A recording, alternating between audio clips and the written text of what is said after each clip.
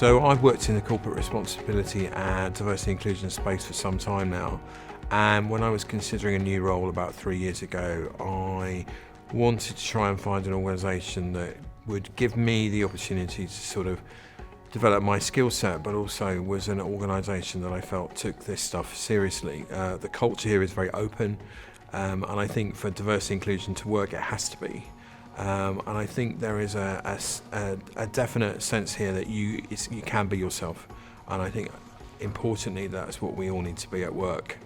And for me, I couldn't work anywhere where I couldn't be myself, and it's important that I found a role that actually I believed in what they were saying, because sometimes it's too easy to pay lip service to this kind of stuff.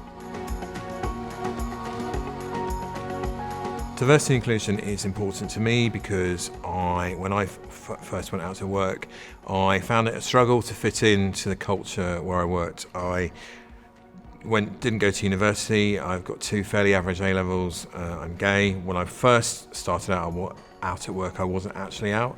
I found it quite hard not to be myself, but equally in those days there was almost no support. The word diversity was a sort of a concept that most people had never heard of.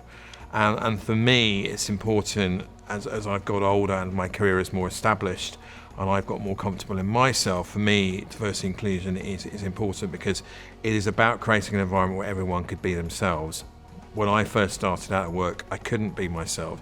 And that's not necessarily a reflection on my employer at the time, that's more of a reflection on where society was and where people's attitudes were. And also it's important to me to be able to give something back to the younger generation in terms of help that I didn't have when I was their age. Inclusion at Clyde Co is one of our top priorities. We are a people business. If we want the best people, we have to find them from far and wide. And it's important that we do that. Equally important is we've got to create a culture that is based on inclusion.